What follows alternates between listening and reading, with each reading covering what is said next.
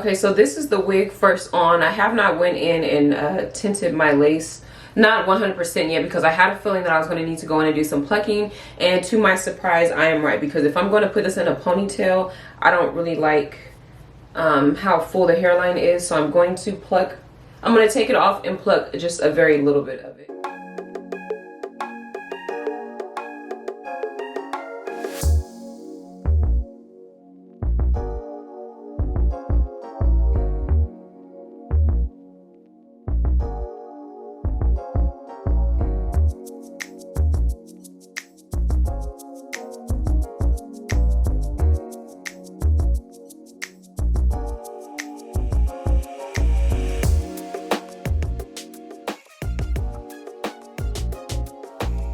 Okay, so I put the wig back on my head now, and you just pull on these little clear straps to tighten it. So I did that side, I'm gonna do this side now.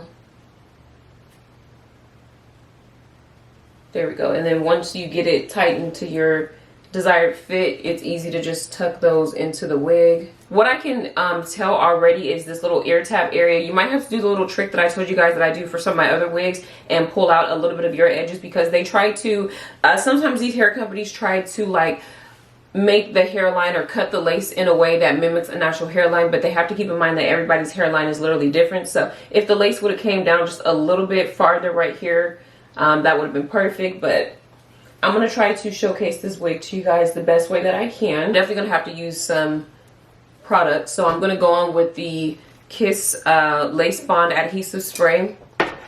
And I'm going to use that to tack down this wig. So bear with me. I've never really worked with a 360 wig before, so hopefully I can do it some justice.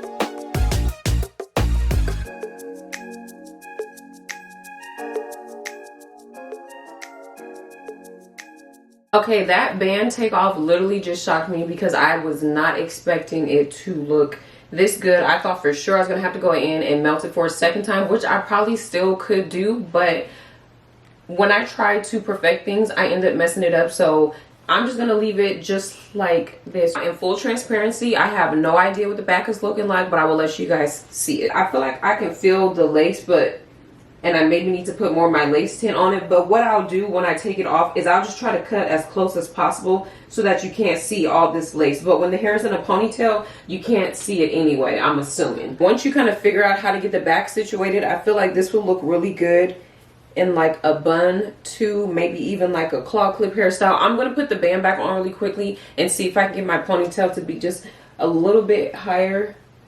A little bit. I'm gonna try to see if I can move it up a little bit. Okay, I would definitely say this is much better. I just kind of moved the ponytail up a little bit, and this is a 360 glueless water wave wig. However, I chose not to wet the hair, and I want to leave it alone just like this, because realistically I would want it to end up looking like this, and if I wet it, then I have to wait for it to dry and all that stuff. So nothing was done to the hair in that sense. This wig is from 𝐃𝐢𝐬𝐿 Hair. I actually like this hair company a lot. Their straight wigs are definitely my favorite. So this is my first time trying this texture, and I noticed that they did change the packaging. So now it is this purple color with this like metallic silver type of writing on it. Let me see. Oh, I didn't notice this the first time when I opened this package. So they do provide you with lace tape. I've tried to use this before. I'm not really experienced with it, so I knew this time around not to even touch this. There is a really nice pair of eyelashes in here, and then thank you for your order card, and then a wig cap. I tried my best with this wig. I hope that it's good enough. Like I said, I have never had a 360 wig, because in my mind it's just like, oh, those are a hassle, and I've seen people like glue it all around the back, and it's just like I never wanted to do that. So I don't know if they're the first hair company to do this, but they have come out with a glueless 360 lace wig. Again, this is water wave texture. So what makes this a glueless 360 wig is that it does include the invisible drawstrings that you guys seen. Here it is again. I just kind of have it tucked in. So this little feature here is what helps make this glueless. However, I feel like if you're already experienced with wearing 360 wigs, then of course you would be able to slay and melt this 10 times better than what I have done. But if you're a beginner, you want to try it out, then you know, this one, it wasn't too hard.